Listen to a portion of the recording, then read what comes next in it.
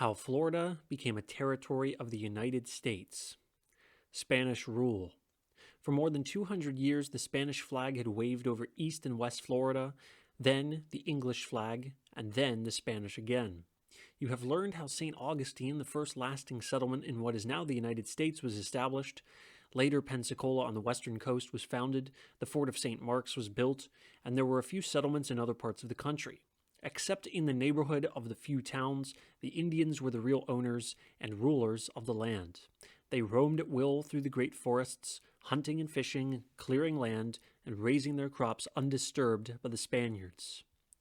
Necessity of annexing Florida. But there was still trouble between these Indians and their American neighbors, and Spain could not or would not end these troubles.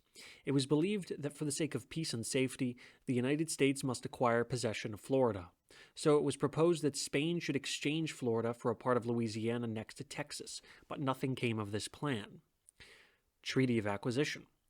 However, Jackson's rapid marches and the punishment he dealt the Indians and their allies for injuries to American settlements proved to Spain that she could not rule her territory or keep the Indians under control without a large army and heavy expense. Finally, after much discussion, a treaty was signed on February 22, 1819, by which Spain agreed to transfer Florida to the United States for the sum of $5 million and the payment of certain claims.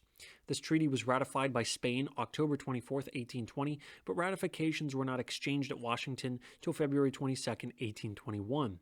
This was the second great land purchase made by our government. General Jackson was appointed military governor of the two Floridas until a regular government should be formed. Jackson receives the territory. The exchange of flags took place on July 10, 1821 at St. Augustine and on July 17, 1821 at Pensacola. General Jackson was appointed military governor and went to receive the new territory and arrange for the exchange of flags at Pensacola, the same ceremony at St. Augustine being conducted by Adjutant General Butler. Ceremonies at St. Augustine. At 4 p.m., the transfer of authority took place at the government house, and the city keys were delivered. The Spanish flag was withdrawn under a salute from the fort, and the Spanish guard marched out. When they approached the American troops, they exchanged salutes with them. Then the Americans marched into the fortress and fired a salute to their flag, which had been raised on the standard of the Spanish flag at 3 p.m. Stars and Stripes at Pensacola. 7 days later, the American flag was raised at Pensacola. For 3 weeks, transports had been bringing Spanish soldiers from St. Mark's so that they might sail for Cuba at the same time with the troops at Pensacola. During all this time, General Jackson remained outside the city, declaring that he would not enter it until he came under the American flag. But he had daily communication with the Spanish governor and arranged his plans for taking possession. The transfer ceremonies. Early on the morning of the appointed day, the whole town was astir, and there was great excitement when the American troops, with waving banners and cheering music, marched into the town and took their position on the public square opposite the government house. When they had arrived, the Spanish soldiers in elegant uniform marched from the barracks to an opposite position. Men, women, and children thronged the streets, looked from every window, and were crowded on every balcony. Among them on the streets were many Negroes and Indians. It was a sad day for the Spaniards, and many of them wept. Out of regard to their feelings, General Jackson avoided everything that had the appearance of triumph, and there was no shouting or cheering.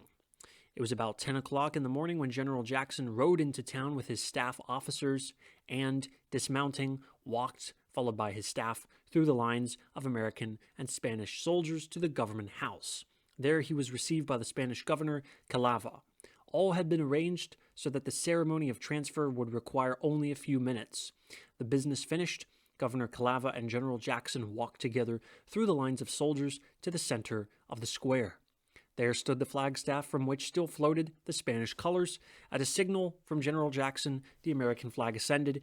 Meeting halfway, the two flags rested together as if to declare friendship. Then the flag of our country ascended, and the Spanish flag was lowered. Florida was now a territory of the United States. Relations with Indians. The Indians were by no means pleased with the exchange of government and said that it was not lawful because the land was a gift from the Great Spirit to the red men and not to the Spaniards. So with heavy hearts, the principal chiefs went to Pensacola to have a talk with the new governor. General Jackson spoke kindly to them. He said he was glad to meet them as a friend, for the hatchet was buried and the Great Father did not wish to see it raised again.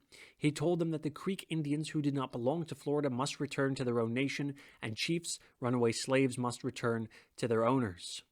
And the Indians who belonged in Florida must be gathered together in one part of the territory where the president would give them the same rights as the white men.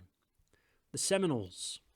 To all of this, one of the chiefs replied, "White people live in towns where many thousands work together on small grounds, but the Seminole is a wild and scattered people. The Seminole swims the streams and leaps over the logs of the forest in pursuit of game, and is like the whooping crane that makes its nest at night far from the spot where it dashed the dew from the grass and flowers in the morning. For 100 summers, the Seminole warrior has rested under the shade of his live oaks, and the suns of 100 winters have arisen upon his ardent pursuit of the buck and bear, with none to question or dispute his claims." Although the chiefs were not satisfied, they agreed to carry the talk to their people and gather them together for a council. It was plain even now that American government was to be very different from any they had known, and they remembered with longing the time when Spanish governors at Pensacola and St. Augustine had left them to live as they would. Jackson resigns. General Jackson's ambition as governor of Florida seems to have been soon satisfied. His health was poor, having suffered from the hardships of his campaigns, and he longed for the quiet and rest of his Tennessee home. In October, leaving Colonel George Walton as acting governor in his absence, he left Pensacola to begin a slow journey homeward.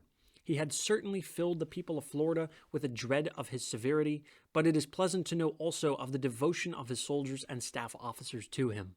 They had reason to know that the stern soldier had a kind heart. He was indeed a terrible enemy, but the best of friends, quick-tempered and hasty, but brave and patriotic, and as honest as he was brave. Alone in the world at the age of 14, poor and friendless, he had fought his way through life step by step, always brave, always honest. He was now a great soldier and had received honors. But greater honors still were in store for him, for 10 years later he became President of the United States. His name is written more than once on the map of Florida, for Jackson County, the city of Jacksonville, and Lake Jackson are named for him.